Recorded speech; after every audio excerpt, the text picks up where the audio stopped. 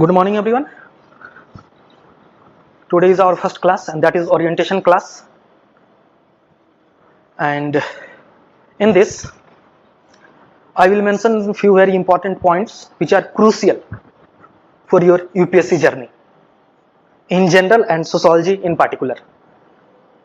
Okay, and I am going to discuss these things: why sociology, what is required to get 320 marks in sociology, what you are expected to do, how my approach is different, and this.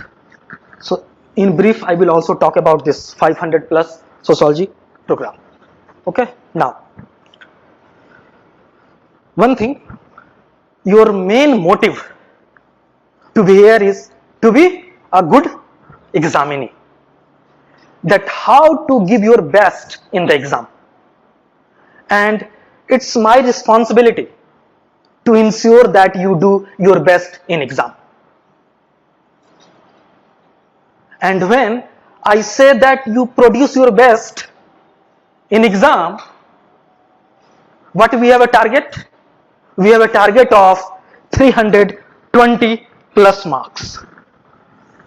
Earlier, my target was 300 plus marks, but I have raised now the bar from 300 plus to 320 plus, which is a feasible target.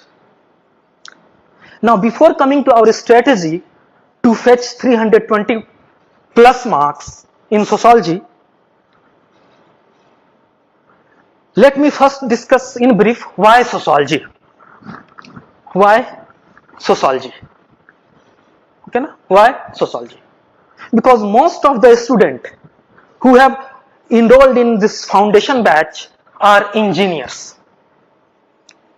They are engineers, and they do not have a humanity, this background in humanity.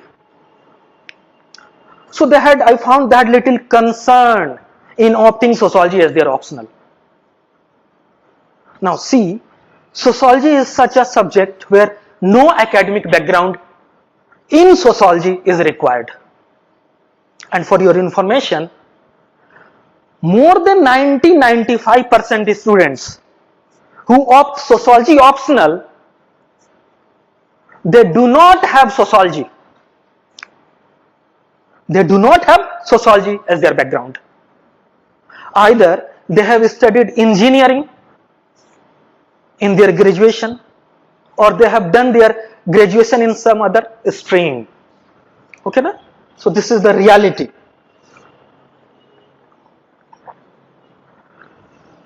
Now the question is, why no academic background is required in sociology opting in UPSC? It is because of the nature of question asked in UPSC. For example, UPSC many times asks direct questions according to the wording of syllabus. So sometimes they ask direct question, and more importantly, they ask applicative questions. Applicative questions that UPSC expects from you, that you relate theoretical sociology, theories, concepts with real Indian society and also Western society. And that is very easy to do if you read sociology properly, and if you carry a reflexive mind. Reflexive mind. See, sociology is a natural choice of the people who carry reflexive mind, probing mind, and you are engineer, you are having rational mind. So reflexive mind, this probing mind, and with this very easily you can develop this quality. You can develop this reflexivity. The only thing is that you have to observe things happening around you. Those things you have to observe and relate it with that you have read in sociology. Clear? So I said UPSC expect you relate theoretical sociology with things happening in real Indian society. I give you example. For example, you might have seen the syllabus. There is a thinker Emil Durkheim in your syllabus, and he has given theory on suicide. Now, some of the year, last year, UPSC asked the question. Question was, can you analyze high suicide rates of contemporary Indian society with Durkheim's theory? Now, it's an applicative question. So, if you read Durkheim theory properly, you can easily handle this type of questions.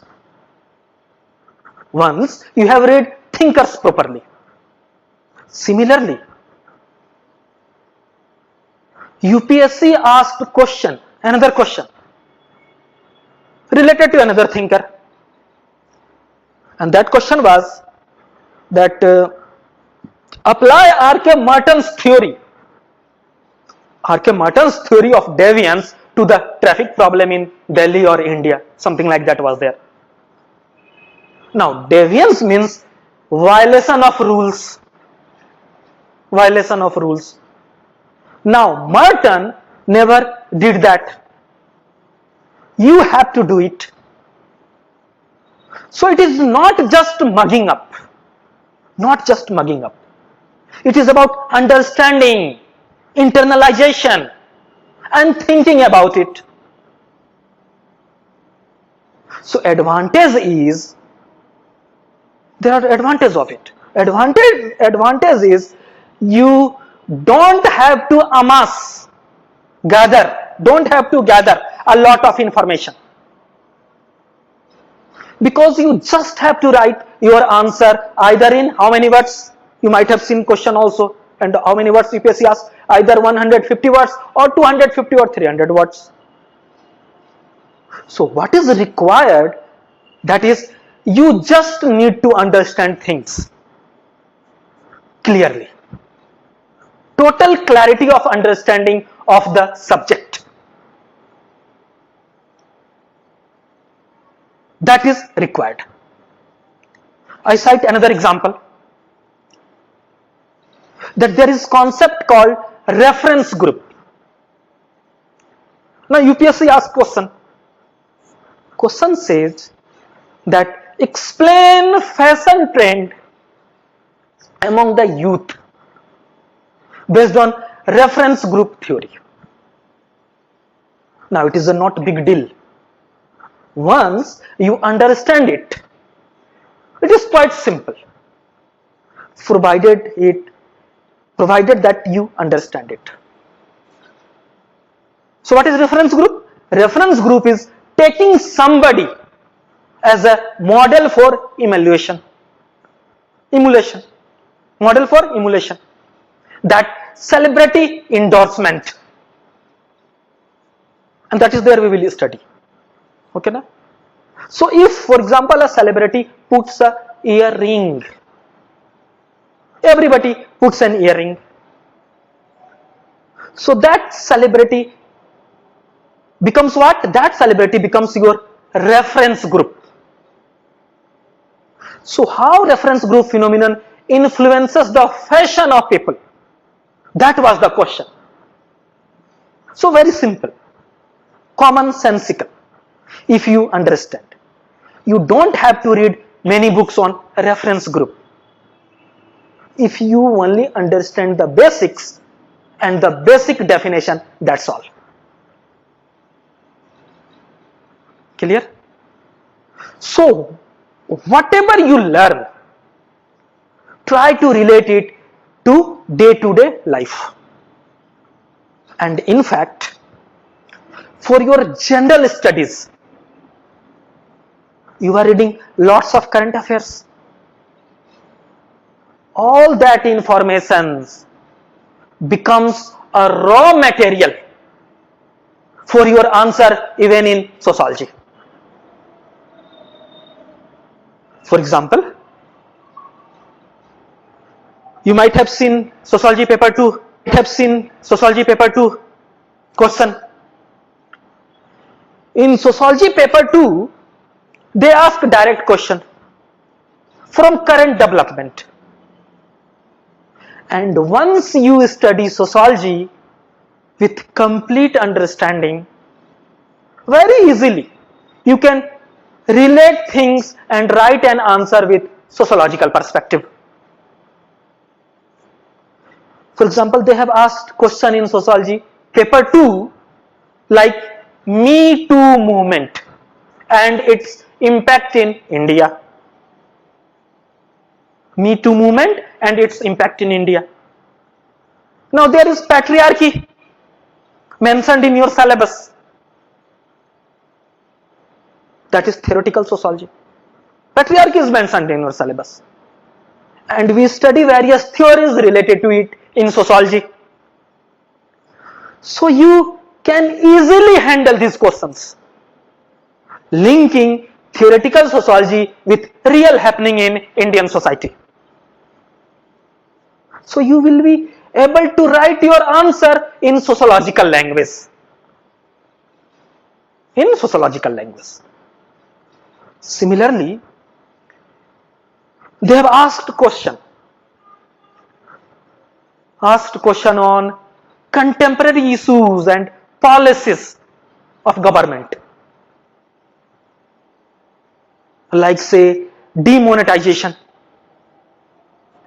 interlinking of river projects in India and its advantage for Indian agriculture. They have asked implications of Swachh Bharat Abhiyan. Now demonetization, that is there in syllabus, that informal sector, labor, industrialization, these things are there in our syllabus. So directly, indirectly, how it impacts? They ask question. Okay, na? So these things are related to your sociology syllabus paper 2, directly and indirectly. So you can handle them very easily.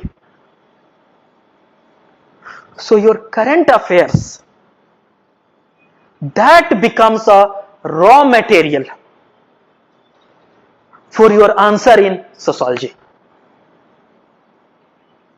Okay, na? And you read lots of current affairs for GS. Okay, na? So it becomes easy for you. Only you have to remember, mug up the syllabus at least. Try to learn syllabus, what is there in syllabus. And before reading newspaper, current affairs, anything, you think how I can relate it.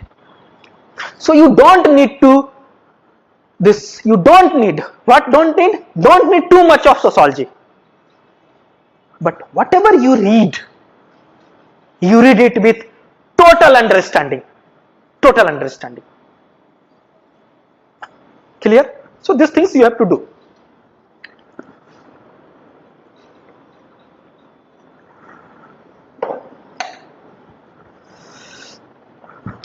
Now here, that is the basic difference. You will find that basic difference between university orientation.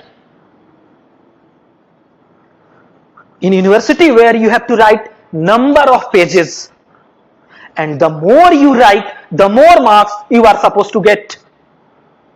Now it's not at all like that here in UPSC.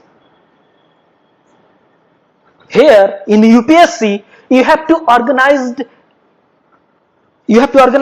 your ideas systematically with total clarity. That is how it is different from the usual that masters, MA or BA sociology honors and MA sociology kind of answers people write. And that is what gives you advantage. That even without having a background in sociology, only in 3 months you can prepare this sociology if you understand things properly. Clear? And that is why you will find that this teaching method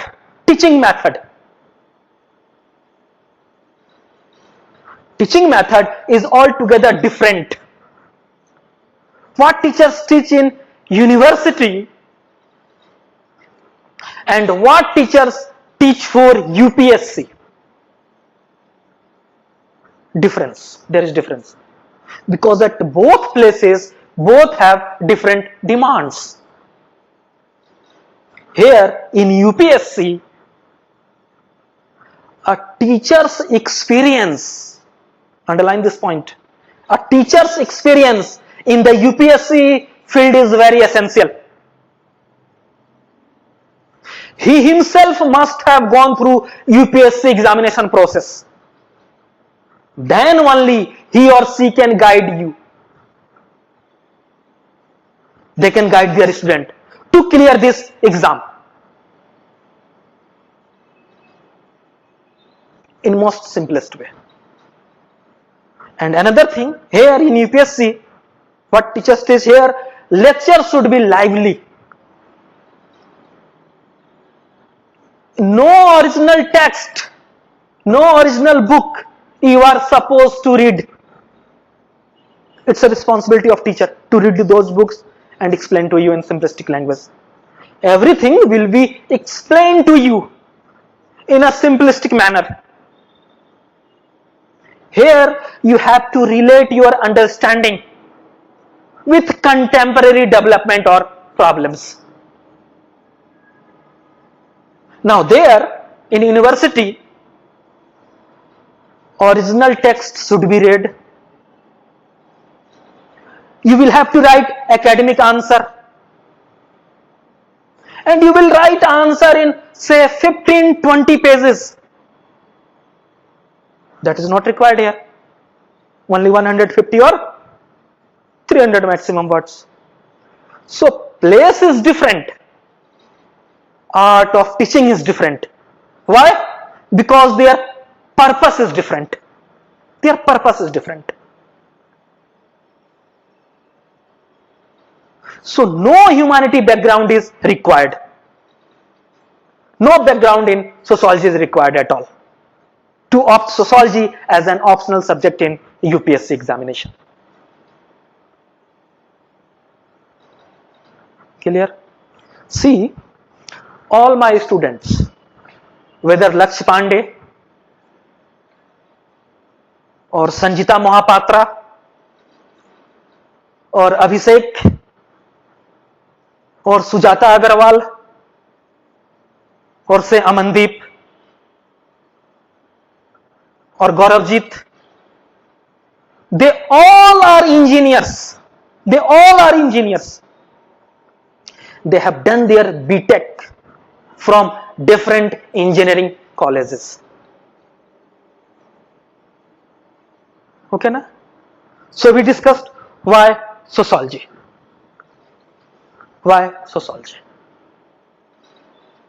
Okay, so why sociology? First reason I said was no sociological background is required to opt sociology as your optional in UPSC.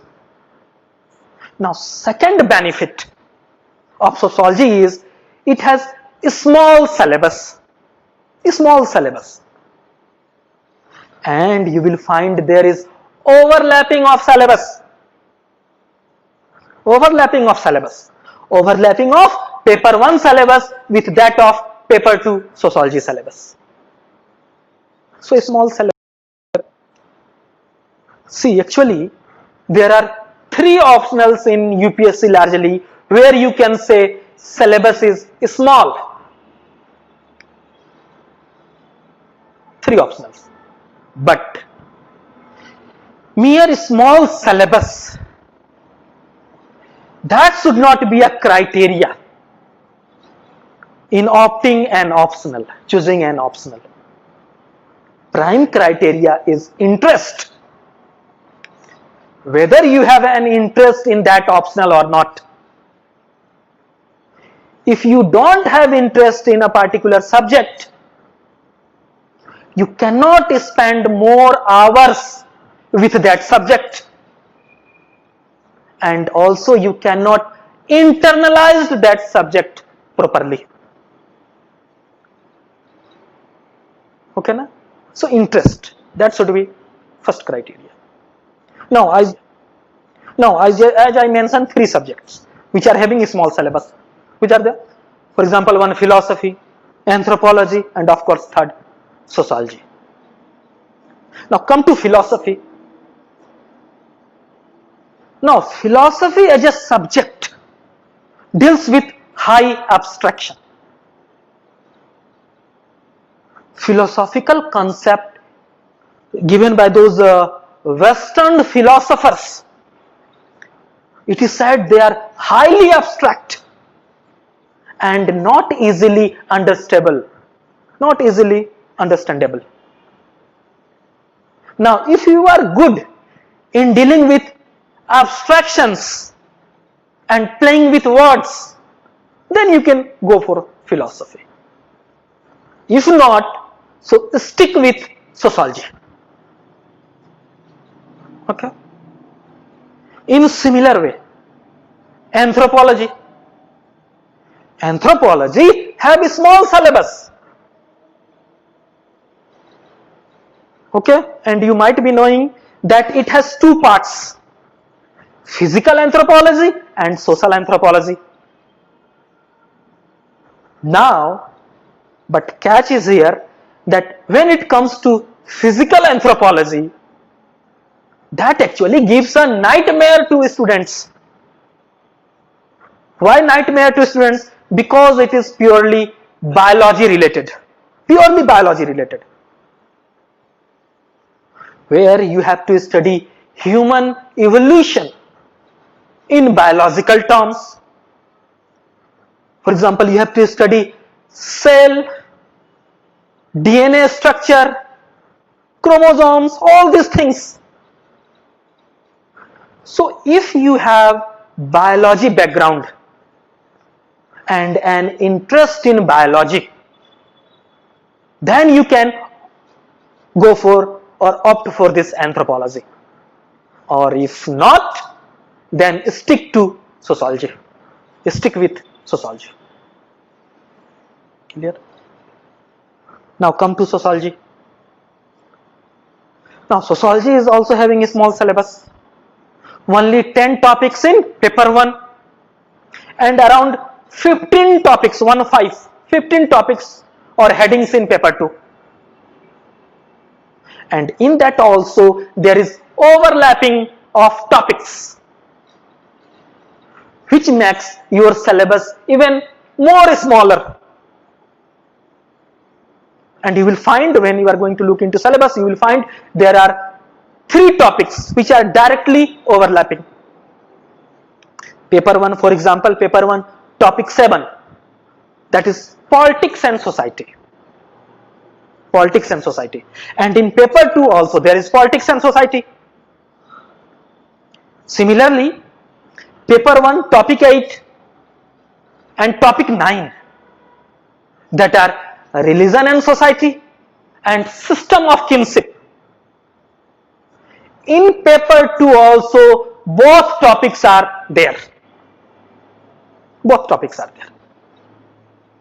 Clear now? So this makes syllabus even smaller. Now another thing related to sociology is that sociology, it is a very general and interesting paper. There is so much of applicability also, as we discussed earlier. You can apply easily based on your observation. And also repetition of question is there. Repetition of question. UPSC keep repeating question. And they ask also direct question. So you can say predictability of question is very high. Predictability is very high. You can predict what UPSC may ask. And it's a job of a teacher to predict and give you this questions in test series. And I do that. And question comes directly. Okay now? And that's why Sanjita said that Rita sir has done lots of research in sociology. Anyway, it's a responsibility of a teacher. Because you have to deal with GS also. You don't have the time. So to lessen your burden, it's a responsibility of teacher. Provide you right guidance, right materials, right questions. What UPSC may ask. These things. Now, another benefit of sociology is essay. You have to write 2 essays in exam, and out of these 2 essays, you will find that 1 essay is directly from sociology, social issues. Now, sociology as a subject matter, it includes various systems or say organizations like economy, culture, cultural system, educational system. Along with that, we study mutual relations among these systems, educational system, economy, like that. So you study different social problems like say poverty, unemployment, crime, this violence against women, bondage, regionalism, nationalism, child labor, and also we study ways to resolve these problems. These are also studies. So in essay, sociology students get an edge over other students. You will develop broader sociological sense, and you will be able to utilize that sense in writing essay related to social issues. Clear?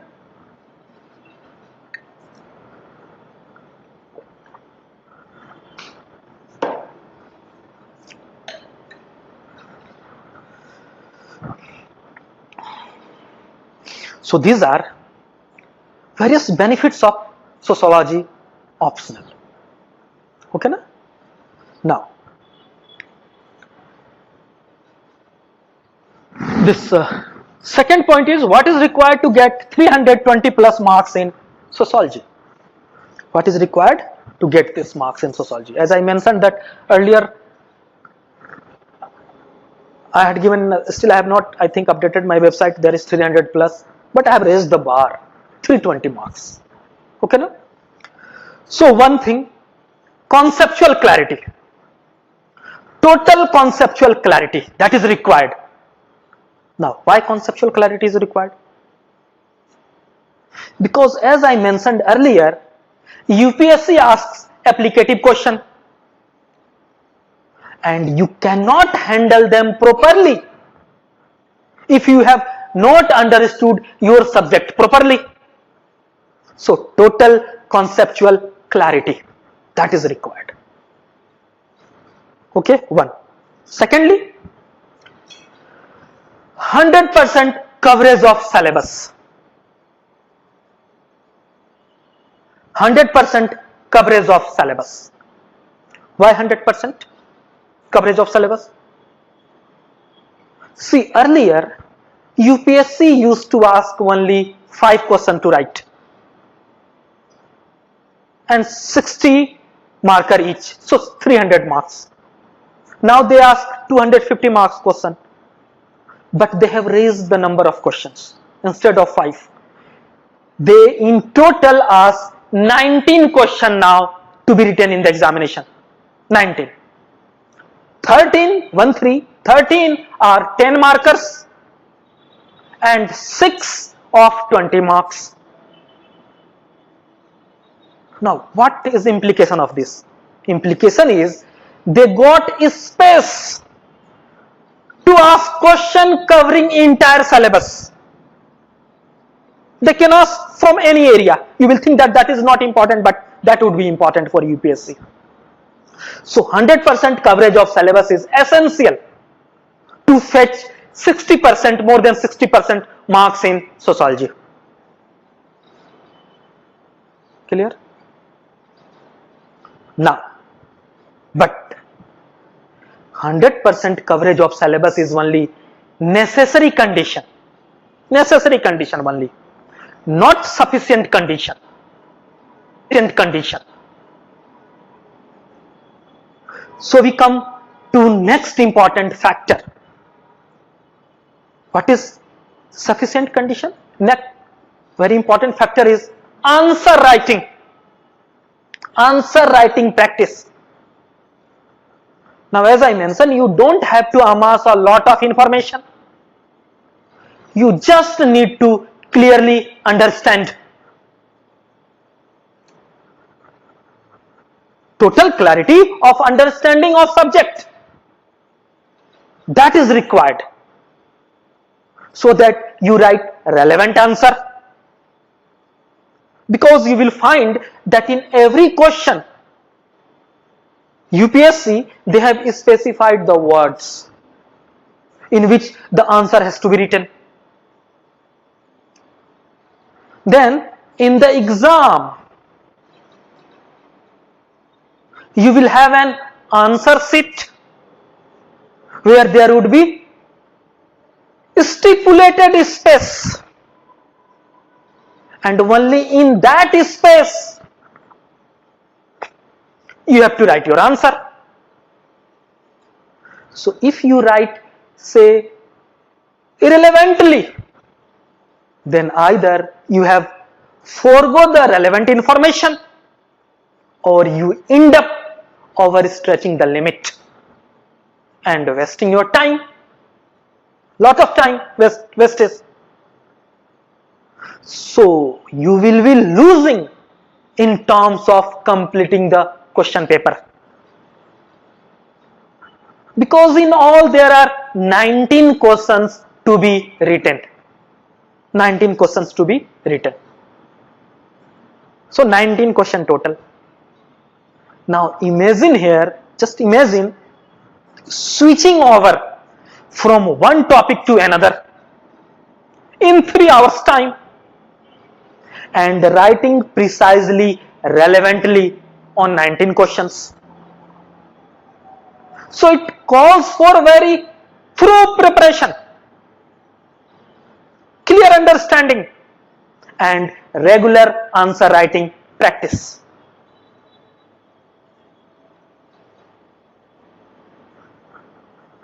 And it is said in any area that performance is not one day affair.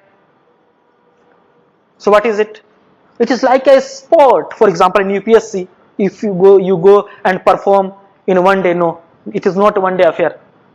It is like a sport wherein you have to practice every day to excel.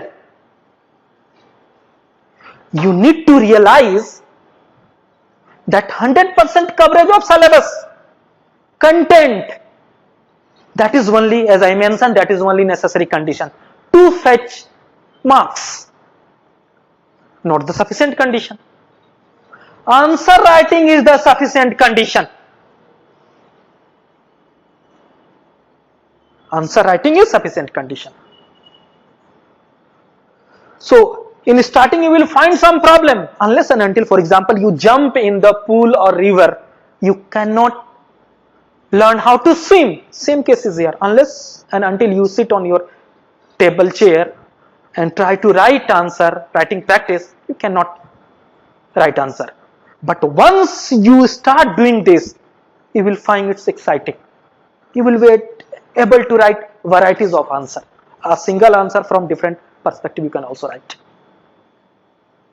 And this answer writing in sociology, not like answer writing in mathematics or physics, that one single law is there and you have to adhere that. Not exactly, not. And that is the beauty of this subject. One question is there, 10 people are attempting that question, the wording would be different, but essence would be same and all would get marks. Okay, no? So this is the beauty of sociology, humanities. Okay, then also novelty, uniqueness, little bit uniqueness, that is also required. Novelty is important in your answer for fetching that marks in sociology optional. And here in this sociology, you can bring that novelty easily. How? Based on your observation. That you will give examples from current development. So exemplification based on your observation. Based on your observation, you can bring novelty on your answer. Clear?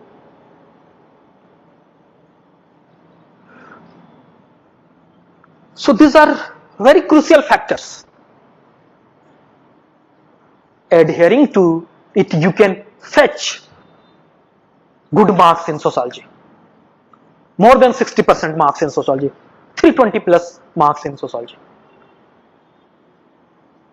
Okay. Now, next, that what you are expected to do. So there are certain expectations from your side also. What you are expected to do. First thing, you have joined this foundation batch. First thing is, you make proper notes out of class lecture. Proper notes. That would be your base for sociology preparation and conceptual understanding of sociology for UPSC examination. What you will do, you will write down, for example, when say I provide a definition of any term, of any concept or any term, so you will write down that definition. You will also write down in brief when I explain any thinker's viewpoint. Okay, I give examples in class. In brief, in your own word, you will also write down those examples and think other example also. So you will have to make proper notes out of class lecture.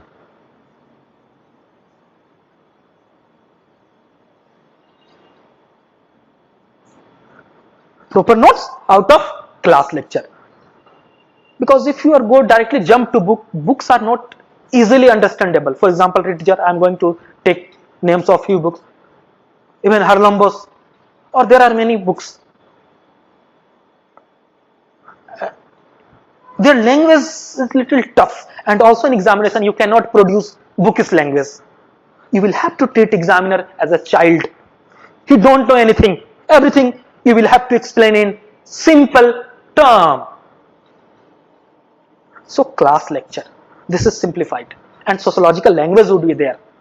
So those things you will note down, and this is your responsibility to make a proper notes. That should be your base. Okay, so note making. Then make synopsis also. Synopsis. What is meant by synopsis? Synopsis means brief notes, short note making.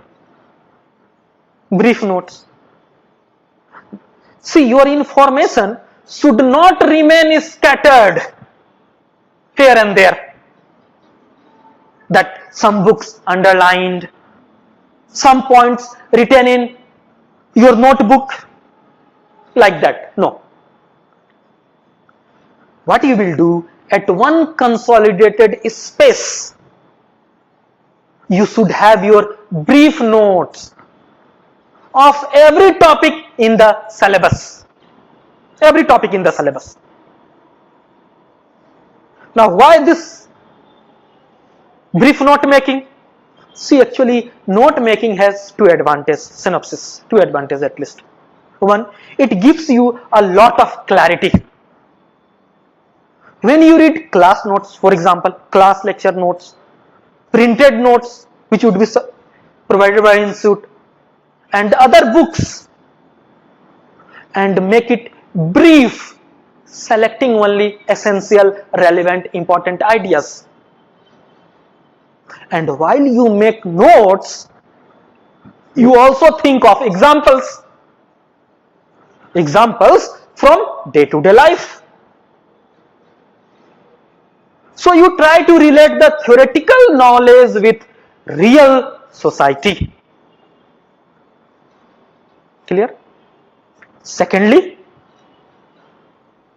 you will have all your concepts, definition, views of sociologists on your fingertips. Revision will become very, very easy very easy and no time consuming exercise. And also you will be easily able to correlate one topic with other topic wherever required, because UPSC also asks comparative questions related to one topic to another topic. So you can do that. And also wherever there is a test,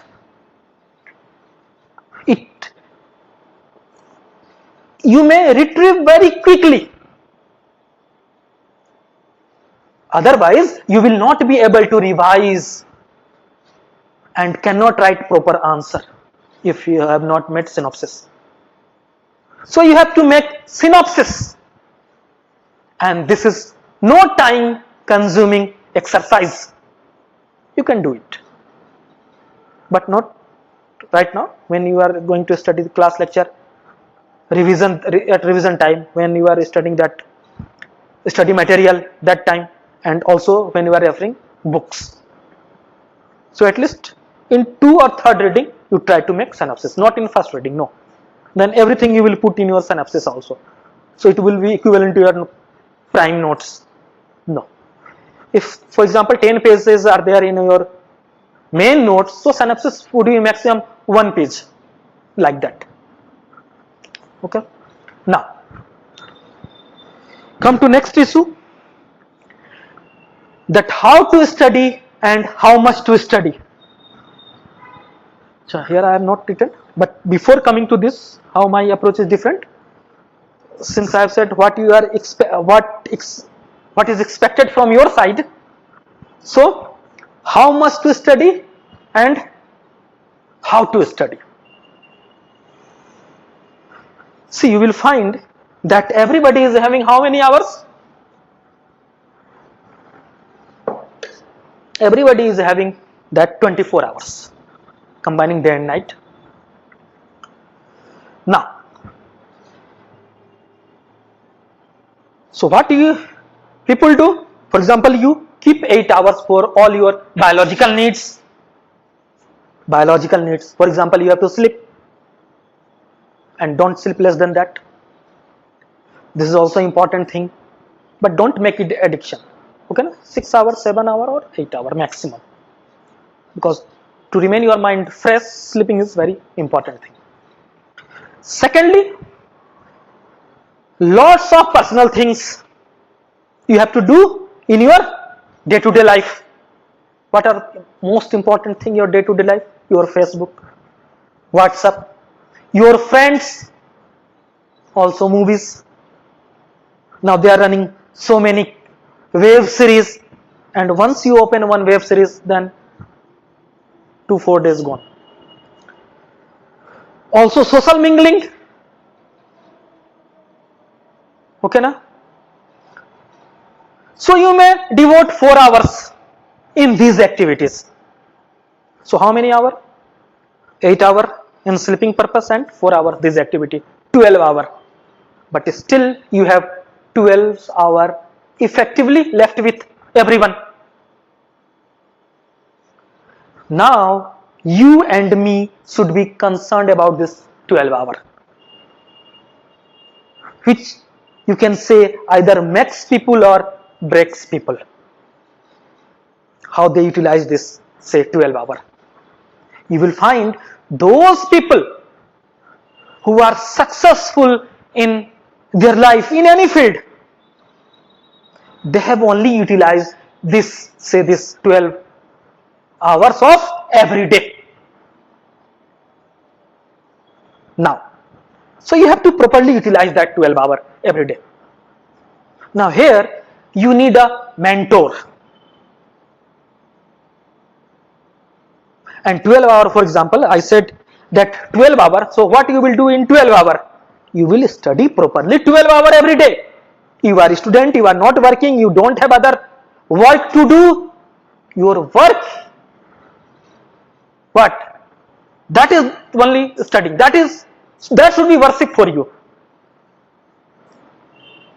12 hours every day study, and you can easily do that. And those people who are working professionals. So they cannot manage this 12-hour study schedule. No. So what they will do? They should at least try to read 5 or 6 hours every day. If they are able to manage that reading, that should be sufficient, and people have done that. But those who are not working people, full-time student, 12 hour, 13 hour, and PT time, mains time, 14 hour study, because syllabus is little vast and people study that. After selection, people say that I have studied 5 hour and 6 hour only. Don't know, rubbish, completely rubbish. You will realize yourself. If 4 hour reading, you cannot revise your syllabus properly. Sociology optional, GS, other things, no, it's not possible. Your mind is not computer that you input one information at one time and it is stored there. No, multiple revisions required here. So 4 hour, 5 hour or 6 hour reading, it creates problem. At least 8-10 hours reading, and if you are full time student, then 12 hour reading. Okay. Now, so in this, for this UPSC field, what is required? You need a mentor. Now question is, who could be your mentor? Your father could be a mentor. Your seniors or friends, your teachers also can be mentor, particularly teacher. Your seniors can be mentor. See, here the point is, you need someone to guide you. And I give always this example that from Mahabharata, that Arjun, he was so great warrior, but even he needed Lord Krishna. And in modern time, why there is concept of coach? Why you have support staff? And players like Messi, say old players is Tendulkar, Kohli, Mahendra Singh Dhoni,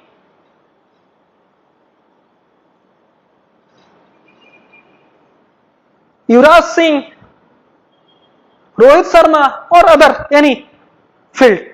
They don't need anyone. They don't needed anyone, but they still needed a coach. They still needed a coach. Now why? Why so?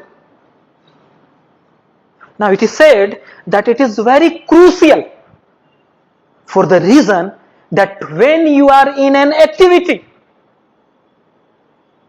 when you are in any activity, you are not able to judge the things. You are not able to judge the things yourself. Someone sitting outside, that person is judging better than the person who is in an activity. And I am 100% sure you will realize this. So to clear UPSC, personal mentor is very essential. Very essential. Now you will find that coaching classes, they have become very big. So big that 500, 600, 700 students in one single batch. And majority of students, they did not find opportunity to interact with their teacher. That you are cramped with say 500 students in one batch, one class, and you are not able to ask your doubts. And also you will find there is visible and invisible gag order in class, gag order, that you are not allowed to ask question. Forget about personal, that interaction with teacher. And you will find teacher also even don't have 1 minute of time to spend you with after the class, because he has to take another class just in few minutes. You will observe this, or you must have observed this. So personal guidance is lacking. this personal guidance which is very crucial for you, this personal guidance which is very crucial for you to keep yourself on right track. Right track. Why right track? Because UPSC cycle is a long cycle. Long cycle. It's a long process. Very few people clear this examination in their first attempt. So if you want to clear this examination in first attempt, then must have a mentor, and you should follow your routine religiously. And of course you required a personal mentor. Whether you are doing good or not, you are on right track or wrong track. So for such things. Now, then you might have heard one ethical principle, that sharing is caring. Sharing is what? Caring. That if you care for somebody, you share with that person what that person requires, what you have, you share with that person. But, I repeat, but in UPSC preparation, this principle does not work. Just forget this principle. You will only try to enrich your own knowledge from any source, from different source. But you will not transfer, you will not share that knowledge to others, to your competitors in any form like notes or say unique data or even class videos. You will have to be selfish. And you will find all those selected candidates during their preparation time, they remain selfish. Now question is, why so?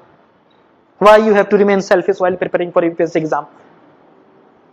See, in school examination, university examination, if suppose there are 10 lakhs of students appearing in that exam, particular exam, and if all of them write a satisfactory answer, all will clear that exam and will get promoted to next grade, next class. Now this is not the case here. Here seats are limited, shrinking day by day, and say around 5 lakh students appear in prelims examination and seats are only 700. So those who provide best material, who write the best answer, provide the best data in their answer, they will get selected and others will be simply rejected. And those who are rejected, they have to start from zero again, means from prelims. After interview, final selection, that fellow could not make the list again, he came on zero, prelims. And you see the prelims has become so unpredictable. There is no guarantee that you will clear prelims in next attempt with surety, no. And then there are also again mains, interview. Each stage you have to cross. So there is chances of rejection at various stages. So what? There is risk involved. Now suppose you share your notes with few people, or some online groups are there, my students are saying that people share resources.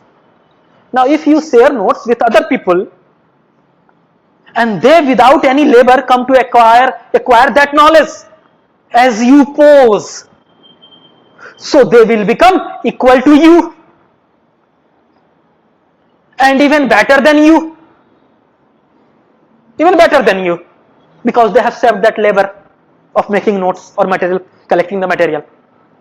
Clear? And secondly, suppose in the exam you forget to mention a thinker's name or some important data, you forget to mention, but other person with whom you had shared that person does that, he includes you in his answers, so he will score over you, he will get selected and you will be rejected.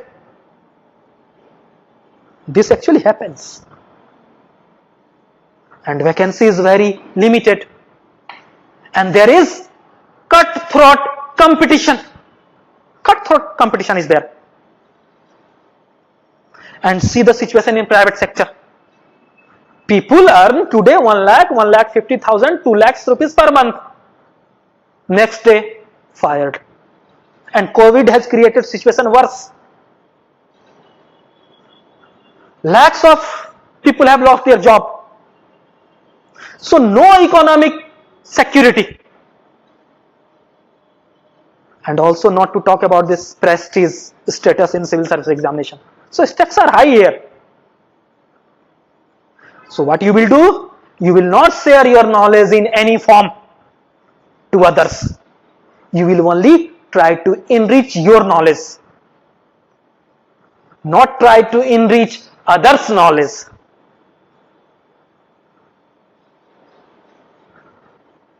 Whether you join foundation batch or not, or whatever source you refer, I am also telling about other students, those who are not my student, that try to gain as much possible but don't share with others. वो बोलते हैं ना हिंदी में, अपने पांव पे कुल्हाड़ी मारना. That is the scenario going to be happen if you are going to do that. See, there is one prominent thinker in your sociology, Max Weber. He is prominent thinker. We will study him in detail. He has given theory of power, and he has given the theory of power what? Zero sum concept of power. Zero sum, S-U-M, sum. Zero sum concept of power. Now he says, if you win, it means other lose. If other win, you lose. If other win, you lose. So plus, one wins plus, and minus, loss, minus, neutralize each other. So zero sum concept of power. So if other people clears the examination, it means at the cost of you, and there is a reality. Here selection 0.5 marks, 1 marks, 2 marks, that makes huge difference. So if you are helping others in UPSC exam, you are actually making him powerful, and the chances is that that person will win and you will lose. So don't do that. I am only preventing from sharing your knowledge with general. With your close friend you can share, no problem at all. You should not be selfish to that extent, but lots of people even become selfish to that extent. With their close friend also, they don't share their materials. Okay, no? Okay, so don't share with others. Don't do that. Okay. Now actually many parents of my students, they have talked to me, and I found that they are so concerned with the future of their children. So think about your parents also, and about your career also. So sharing is caring does not work here in UPSC. Clear? Now, moving ahead.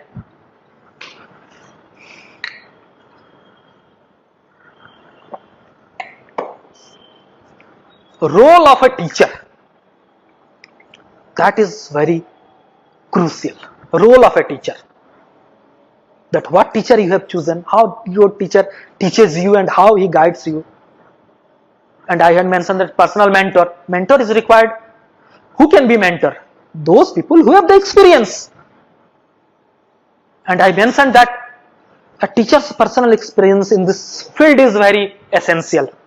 Otherwise, here coaching institute, so they are millionaire, billionaire here, millionaire.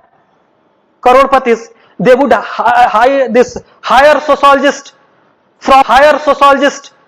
from Oxford University, Harvard University, London School of Economics to teach their student, but those teachers cannot teach you because they don't have the experience. Only those people who have experience here in this field, how to fetch marks, they will guide you properly. Anyway, so role of a teacher and how my approach is different. Now here you will find, and that is reality, that in sociology you will find teachers are good either in paper 1 or paper 2. I had faced same problem when I was preparing. Here teachers are either good in paper 1 or paper 2. No one is good in both papers. One. Secondly, no one covers 100% syllabus. No one covers 100% syllabus.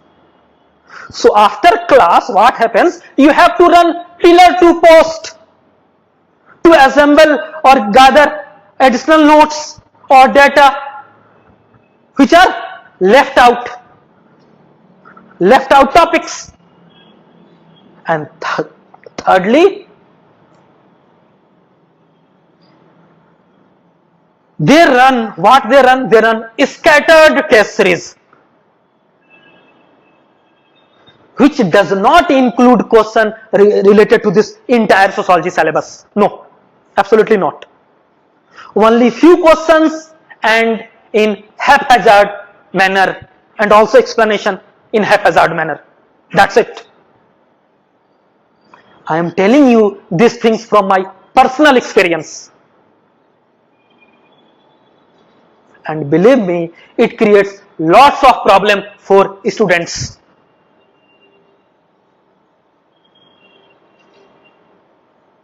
So sociology students often complain that there is not a single complete teacher in sociology. Those who have knowledge related to this area, your seniors, they often compare even sociology teacher with that optional PSIR, Political Science and International Relation. They say in PSIR there is one complete teacher, and she is a lady. Her name is Subra Ranjan ma'am. So people say she is complete teacher. But problem with PSIR is it's very lengthy syllabus. So people opt sociology also. They don't go for PSIR. So they complain that there, though in PSIR there is complete teacher, that ma'am, but in sociology we lack such type of teacher.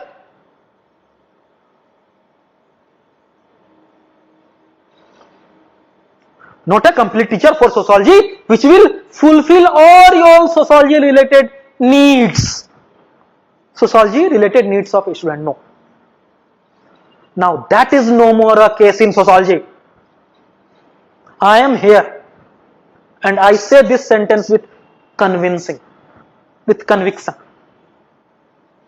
I am here to fill this gap and provide you support until you get selected in UPSC.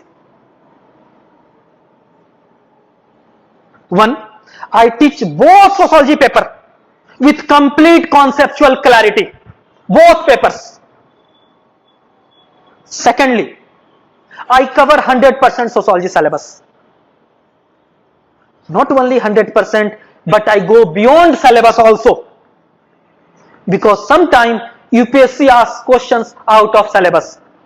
They give you bouncer out of syllabus. So to tackle those eventualities, we have to sometimes surpass the limit of syllabus also. I do that. And thirdly, no scattered test series. Now I have started 500 plus program. 500 plus test series come question answer discussion. That program. That is a unique program where you will be groomed to tackle any type of question asked by UPSC. Any type of question. So in brief, what is this 500 plus? That this 500 plus program would cover questions from all topics of sociology and also current affair based questions. And this will also cover, say, unique question what UPSC may ask, probable question which may UPSC ask. And what is the motive of this? What is the goal, motive of this 500 plus program? Motive is of this 500 plus program is to enable my students fetch 320 plus marks in sociology, and therefore help them secure top rank in UPSC examination with minimal pain. Otherwise there is lots of pain. People used to run pillar to post. And this program would be second stage of your sociology preparation. First stage is sociology optional foundation batch, where you would be taught sociology in most authentic way with complete conceptual clarity and total coverage of syllabus.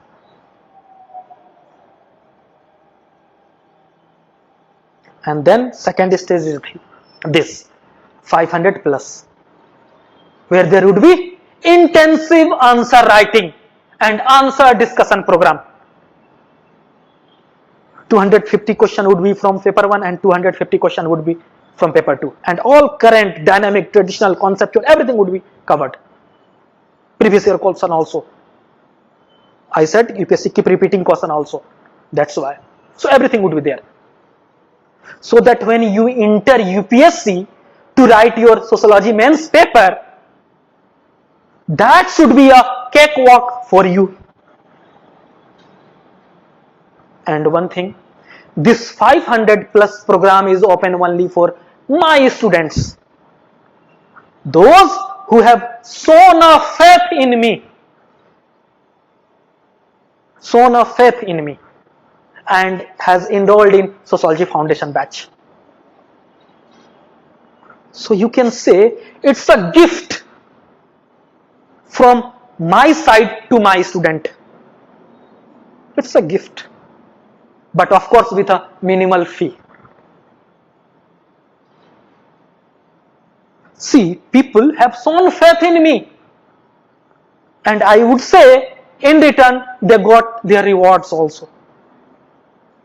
For example, Laksh Pandey, currently serving as Assistant Commissioner of Police, Delhi Police, SCP.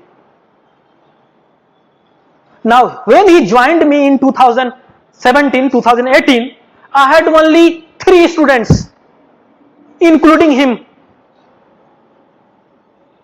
And out of 3, he got selected and secured 316 marks, 316 marks in sociology in 2018. Out of 3, 2 would have been selected. One student was Aniket. He got 293 marks in sociology, but his interview marks was only 129. So he was out of the list by, I think, 7 marks exactly. Yes, 7 marks. Cutoff was 980 and he got 973 or something like that. Otherwise, out of 3 students, 2 would have been selected. And if he would have got only 150 marks in interview, he would have got IPS. Because in sociology his score was good, in GS his score was good, but interview. So at what stage, what can happen, you don't know. That is the problem. Uncertainty is there. Okay, so this 2018. Then after that, Sanjita Mohapatra in 2019. When she joined me, I had only 18 students, 18. I had only 18 students who wrote mains in 2019. And out of that 18, 12 of them cleared mains and appeared in interview. And C, Sanjita Mahapatra bagged, you know, that 10th rank out of those 12 students.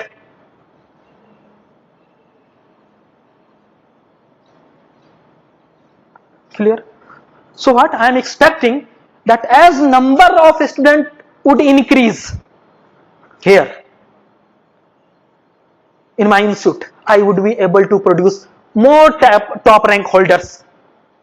It's an evolutionary process, and that time I had not run 500 plus program. Now I have started this. The target is to produce top rank holders with sociology of Islam. So these results, in spite of having limited number of students, these results have motivated me actually to do more better for my students. And that's why this 500 plus program, a gift for those students who have put a faith in me. And I can assure you that I will not disappoint you.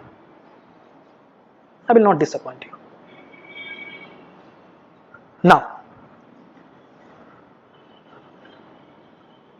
few students, they have asked me actually to provide exhaustive list of materials, source or books, which they will refer in addition to class lectures. So I am now, what I am going to do now, going to provide you reference source. So I will mention the topics in the syllabus and the readings that you should do. Okay?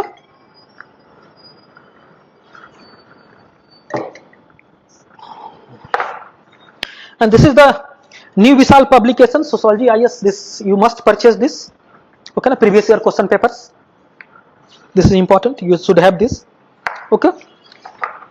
Now come to the syllabus. Reading material. For those students who have time, 12 or 13 hour, and these things. And as I mentioned, I think earlier also, you should try to memorize your syllabus. Then interlinking would be easy. And what are there in current affairs, you would be able to extract data from current affairs and relate to your sociology. So here, one thing more thing I want to say, this two paper 1 and paper 2. Paper 1 is particularly related to conceptual aspect, for example, Western thinkers. That is a static portion. Nothing changes in paper 1. Paper 2 sociology is dynamic. Though there is many static things.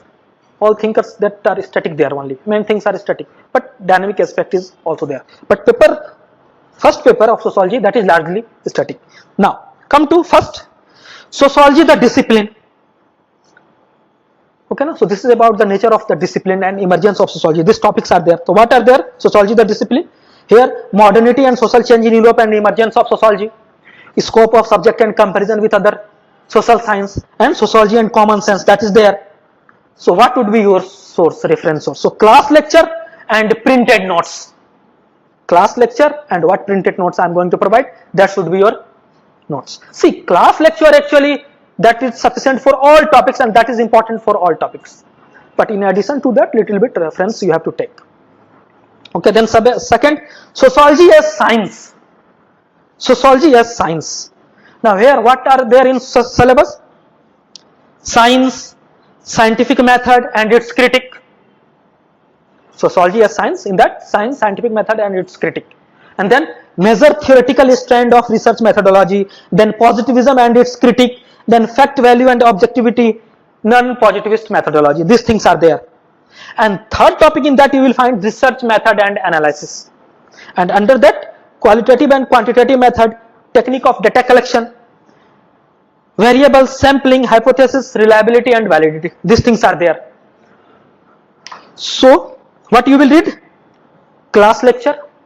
Your reference would be class lecture, printed notes, and one book is there, you might be knowing, Blue Book, that Themes and Perspective in Sociology, written by Harlambos and Holborn. That Blue Book, not Orange Book. Orange Book is written by, I think, Harlambos and Held. Okay, na? Not Holborn.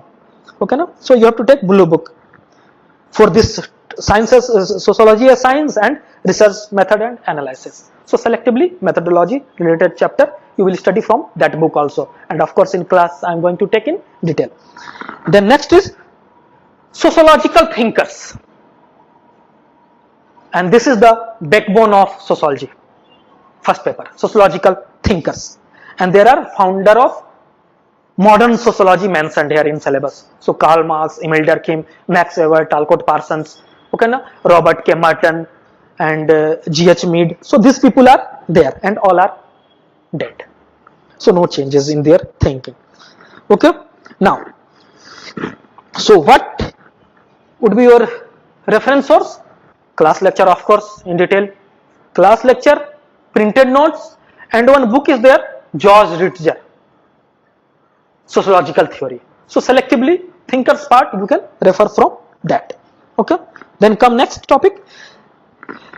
But before that, sociological thinker, if you notice that why thinkers is important, that thinkers are also mentioned in other topics here. For example, stratification and mobility, theories of social stratification. So same thinkers are going to come. Structural functionalist, Marxist, Weberian, all these things are there. Also you will find politics and society. There is sociological theory of power. And then also religion and society. There is also sociological theory of religion. Then social change in modern society, topic 10, in that sociological theory of social change. So once you complete your thinkers, that overlaps with other topics, and understanding of other topics becomes very easy. And of course, so that's why I will start with thinkers first, but after taking emergence of sociology, I'm going to say it later. Okay.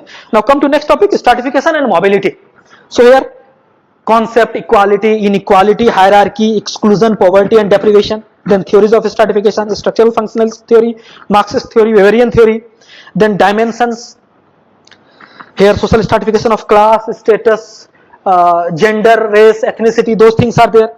Then also there is social mobility, open and closed system, types of social mobility, source and causes of mobility. So these things are there. So what would be your source? Your source would be class lecture and Harlambos and Holborn. That's it. Come to 6th number of topic in this, work and economic life. Work and economic life. So what is there? Social organization of work in different types of society, slave society, feudal society, say industrial capitalist society. Formal and informal organization of work is there. Labor and society is also there. So for this, only class lecture, because economic sociology is not covered in Harlambos. Okay. Then topic number 7 in paper 1, politics and society. In this, what is there in syllabus? Sociological theory of power, power elite, bureaucracy, pressure group, political parties, nation, states, this democracy, civil society, ideology, all these things. Again, protest, agitation, social movement, okay, collective action. So these things are there. So class lecture, printed notes and Harlambos. Yours should be a reference source. Okay. Then come to topic number 8, religion and society. And in there, religion and society, sociological theory of religion, types of religious practice, animism, monism, pluralism, sect and cult. Okay. Then religion in modern society, religion and science, secularization, religious revivalism, fundamentalism, those things are there. So class lecture and Harlambos. Clear? Then 9th number topic, system of kinship. And in this system of kinship you will find family, household, marriage. Okay, then types and forms of families, lineage and descent, patriarchy and sexual division of labor, and contemporary trends also. So all these things we are going to cover. So here class lecture and Harlambos, that would be sufficient. Then topic number 10, social change in modern society. Social change in modern society. What are there? Sociological theory of social change, development and dependency, agent of social change, education and social change, science, technology and social change. So for this class lecture, printed notes and IGNOU, MA IGNOU. Selectively you will see in that book, their booklet, that is there. Okay, for particularly for this topic, development and dependency.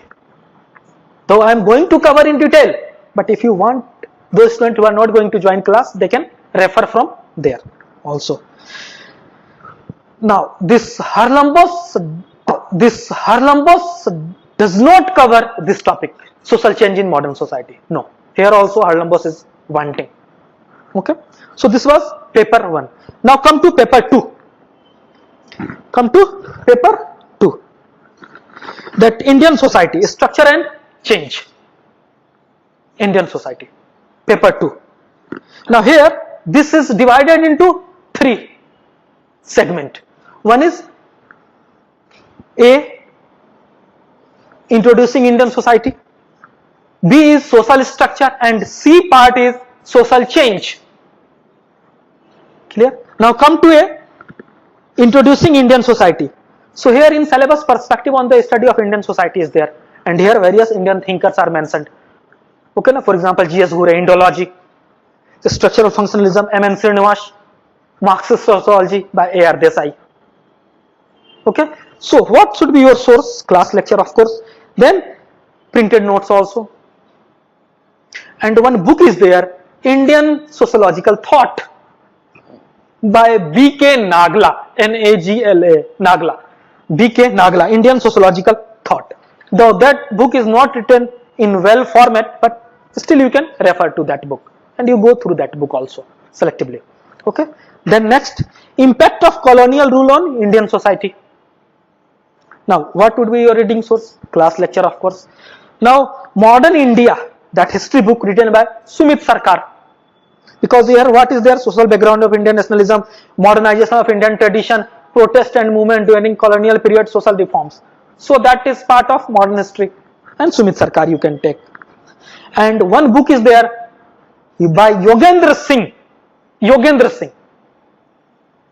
Book's name is Modernization of Indian Tradition. Modernization of Indian Tradition, written by Yogendra Singh. So you can also selectively refer to that book. Then, so this was section A. Now come to section B in second paper, social structure. And what are there in syllabus? Rural and agrarian social structure, the idea of Indian village and village studies, agrarian social structure, evolution of land tenure system, land reform. So class lecture more than sufficient. No need to refer anything else. Then caste system, and here you will find that perspective on the study of caste system, and here various thinkers are there. G.S. Ghurye, M.N. Srinivas, Andre Bete, Louis Dumo. Also a mention is here, feature of caste system. Also is there untouchability, forms and perspective. Okay, so class lecture and printed notes, that would be sufficient. And one essay is there written by Panini in a book called Caste Its 20th Century Avatar, and that book is edited by M.N. Srinivas. So in that book, which is edited by M.N. Srinivas, there is an essay written by Panini. So you can go through that essay. Clear? Then tribal communities in India. Next, tribal communities in India. So here definitional problem, geographical spread, colonial policies and tribes, issue of integration and autonomy. These things are there. So class lecture, printed notes, and one book is there. If you want to refer, people can refer, but not necessary. That Nadim Hasnain, Tribal India by Nadim Hasnain. Okay now? So these things. So next, social classes in India. Social classes in India. And social class in India, you will find agrarian class structure, industrial class structure, middle class in India. So class lecture, printed notes and IGNOU selectively according to syllabus you can see, search in IGNOU to refer. Okay. The next, system of kinship in India. So lineage and descent in India, types of kinship system, family and marriage in India, household dimension of family, patriarchy, entitlement and sexual division of labor. So these things are there. So class lecture, printed notes and IGNOU material. Clear? The next, religion and society. This is a very small topic. Mention religious communities in India and problems of religious minority. So this is a very small topic and class lecture only, because this is only a small topic, nothing is required. Now come to next. Section C. Social change in India. And this is the largest section of this second paper. Social changes in India.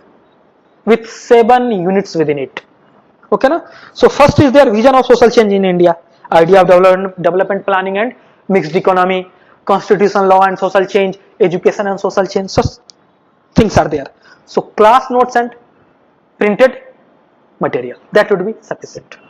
Then next, and one more thing here, social stratification. One book is there written by Dipankar Gupta. So you can purchase that book, Social Stratification by Dipankar Gupta, and selectively read that book. Social Stratification by Dipankar Gupta. For the second paper as a whole, you will see the what are their table of content and look at your syllabus, and accordingly you can go through. Now second was rural and agrarian transformation in India. Here programs of rural development, community development program, cooperative poverty alleviation scheme, green revolution and social change, changing modes of production in Indian agriculture, problems of rural labor, bondage, migration, these things are there.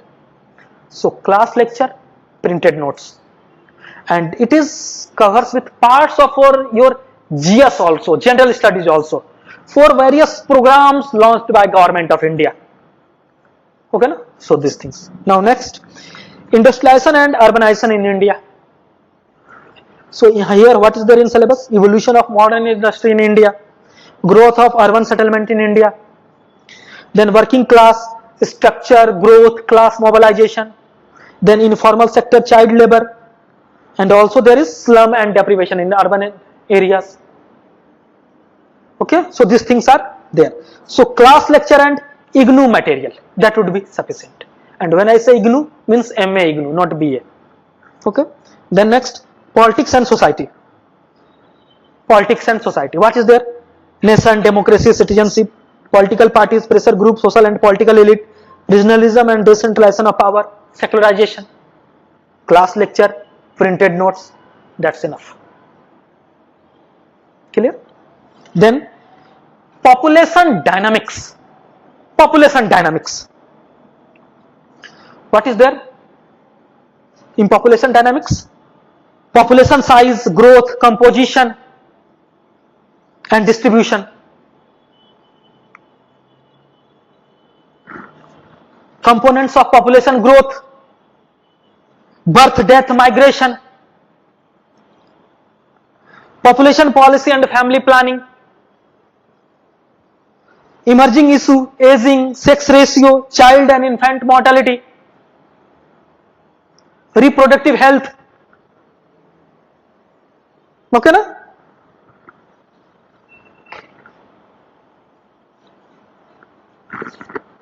So for this you have to class lecture and printed notes. And one book is there, Population Studies by Bhende and Kanitkar. Though that is old book, but selectively people can go through those books. Okay. Now come to one topic has remained, social movement in modern India. Before this population dynamics, there is social movement in modern India. And in that, peasant and farmers movement, women's movement, backward class, Dalit movement, environmental movement, ethnicity and identity movement. So these things. So class lecture would be sufficient for this.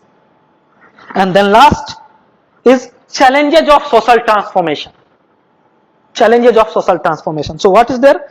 Crisis of development, displacement, environmental problems and sustainability.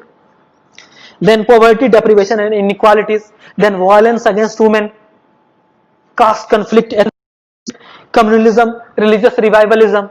Also there is illiteracy and disparities in education.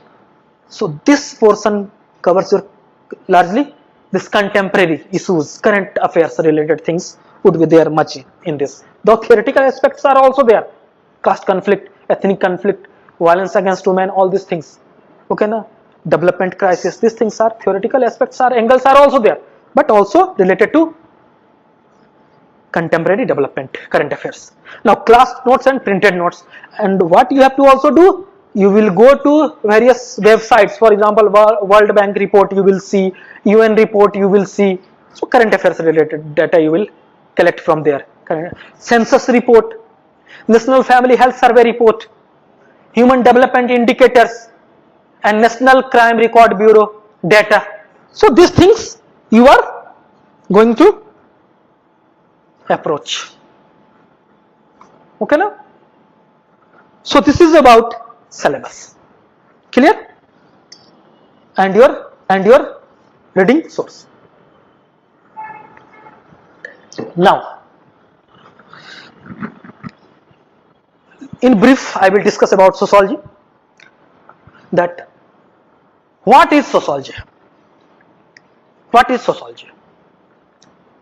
See, sociology word is a combination of two words. One Latin word, that is socius, S-O-C-I-U-S, socius, S-O-C-I-U-S, that is Latin word. That means society or companion. And second Greek word, that is logos, L-O-G-O-S, logos. Okay na? And that means scientific study or knowledge. Okay? So conceptually speaking, sociology is concerned with the scientific study of society. Now, or in simple words, say it is a study of society. Remove scientific, no problem at all. Now, again we are going to come on definition of sociology. Now, but before that, if we say sociology is a study of society, so question arises, what is society? What is society? What do you understand by the term society? Now, one British sociologist, MacIver, M-A-C-I-V-E-R, M-A-C-I-V-E-R, MacIver. He is a British sociologist. Now, he says society is a web of social relationship. Society is a web of social relationship. For your information, what happens?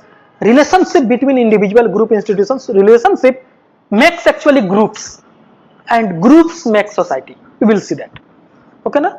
So what he says? Society is a web of social relationship. Now Talcott Parsons, he also says society is the total complex of human relationship. Human relationship. Okay. Now another person is there, Radcliffe Brown, A.R. Radcliffe Brown.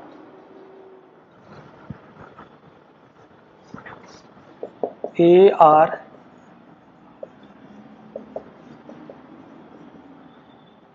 Radcliffe Brown. R-A-D-C-L-I-F-F-E, A.R. Radcliffe Brown. He was also British anthropologist.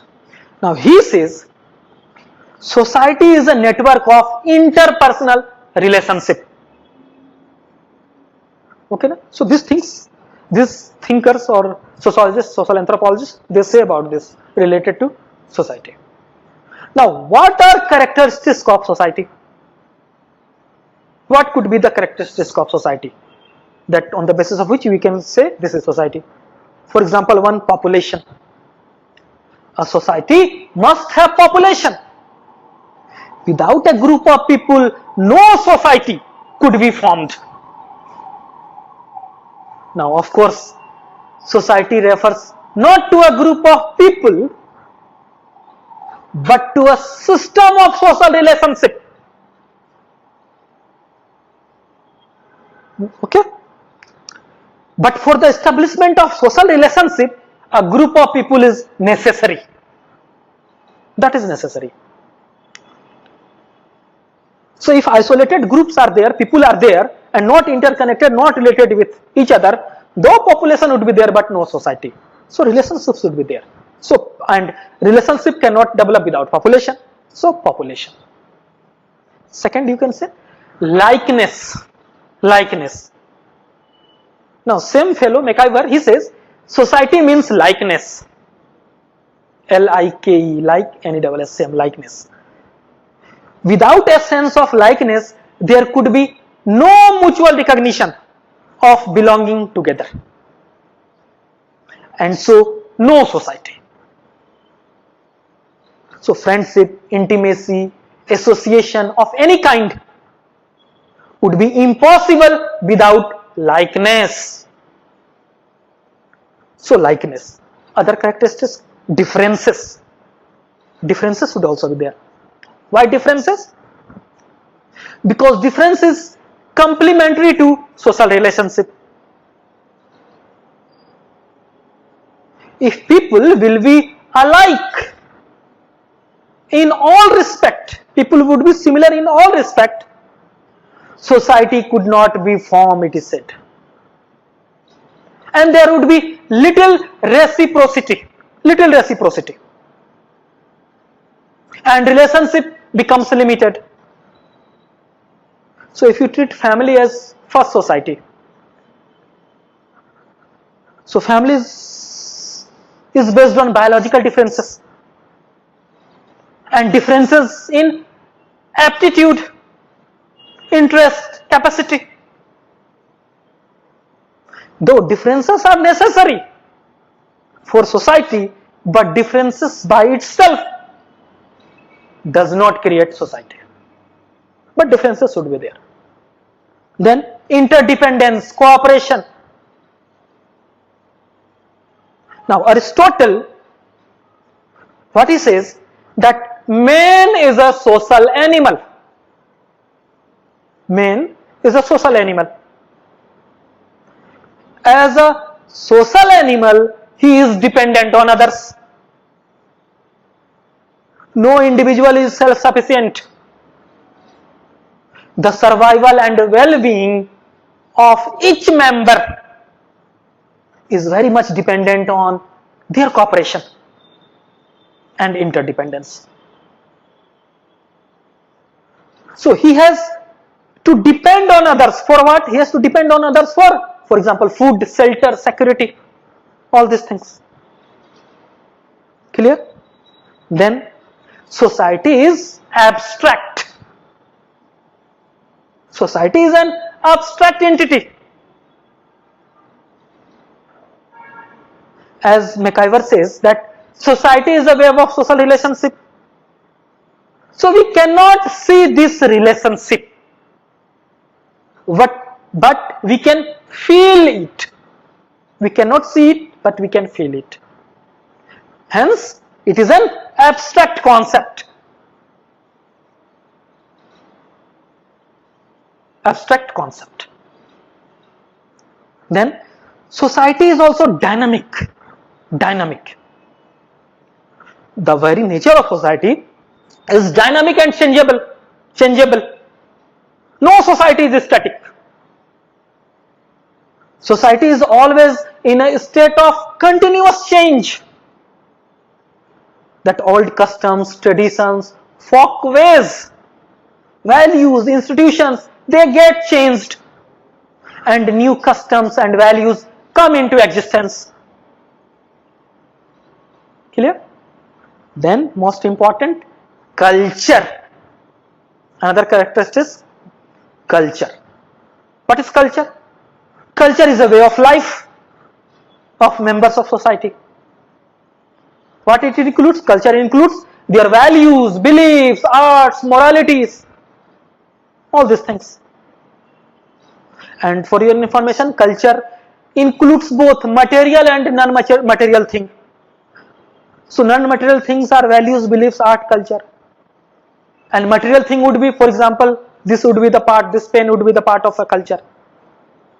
Or this podium, this blackboard, or what type of house you have built, they are material culture. Now, animals, they lack culture. So we say they do not have a society. Animals do not have a society. See, society is about social relationship. All social relations make society. So society is about a web of relations. And it's, say, not just about blood and marriage or sexual activity between different people. No.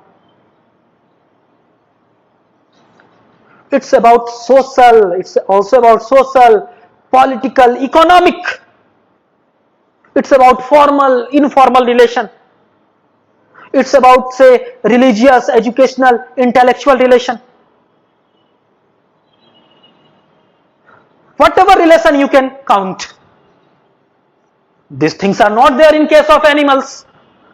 So no society. The territory would be there, but no society. Clear? Now come to definition of sociology.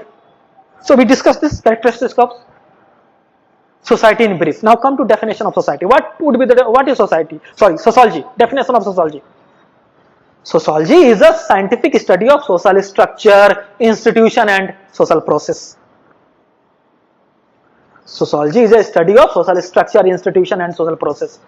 See, we use interchangeably this word, social structure and institution. Sometimes we use institution, sometimes we use structure. Now, structure means pattern of relationship between parts. Structure means pattern of relationship between parts. Structure means pattern of relationship between parts. Now, what is pattern? Pattern means things happening in a regular way. Things happening in a regular way, again and again. So, pattern of relationship means not a random relationship, but which sustains over time.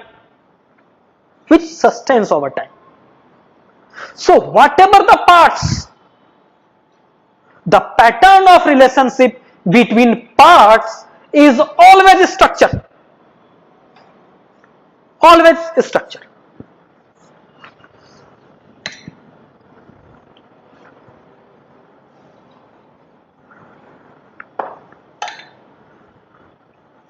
Okay.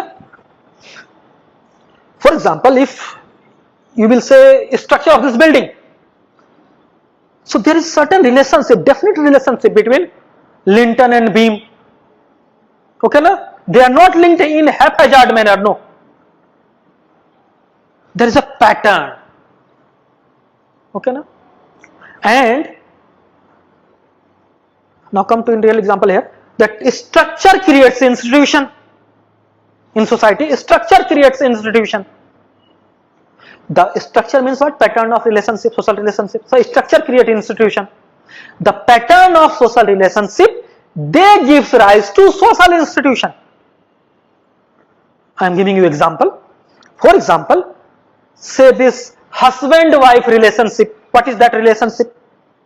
Husband-wife relationship is structure. If you go by definition, husband-wife relationship is a structure, and marriage is the institution. So structure creates institution. Father-son, father-daughter, mother-son, mother-daughter, or sibling relationship is an example of structure, because pattern is there, not random. While family is an institution.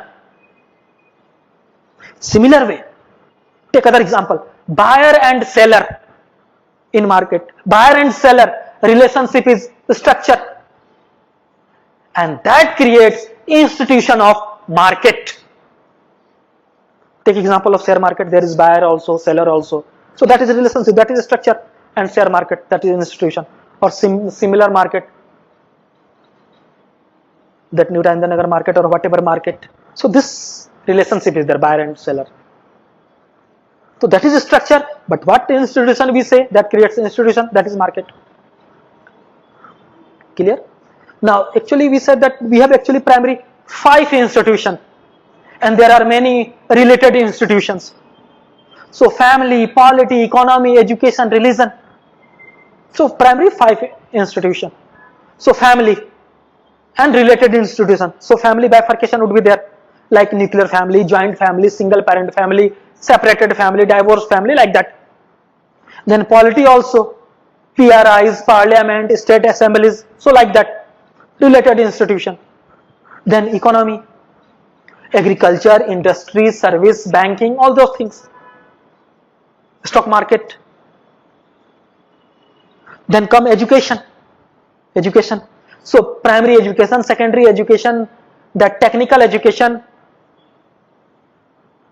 higher vocation, those things. Then religion, in that also sect, cult, denominations. Okay, no? So religion, economy, politics, these are primary institutions. So you will find that society have social structure and institution. And these institution structures are not isolated. They exist not in isolation, but in relation. Okay? And the relatedness of the structure makes a system. We will study that, which is referred as social system.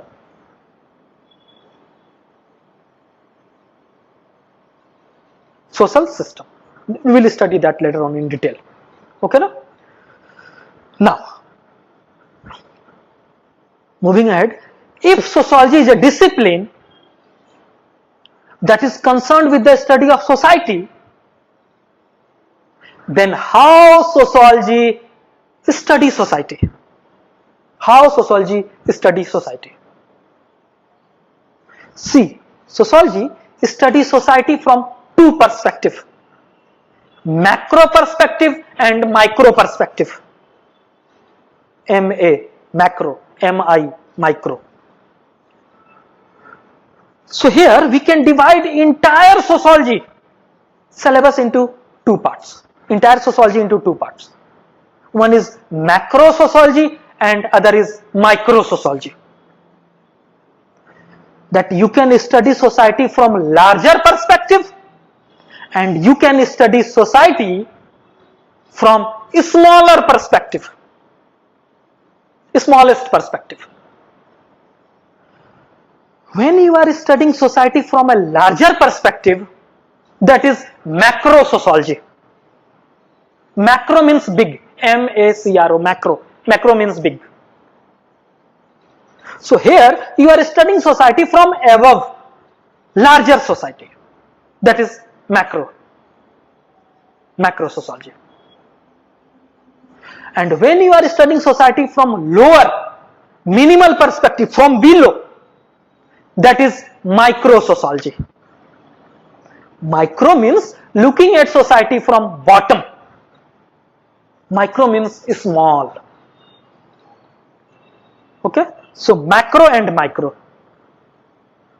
So macro, M-A-C-R-O, macro sociology looks at major components of society. Major components of society. And major components of society are what? Structures and institutions.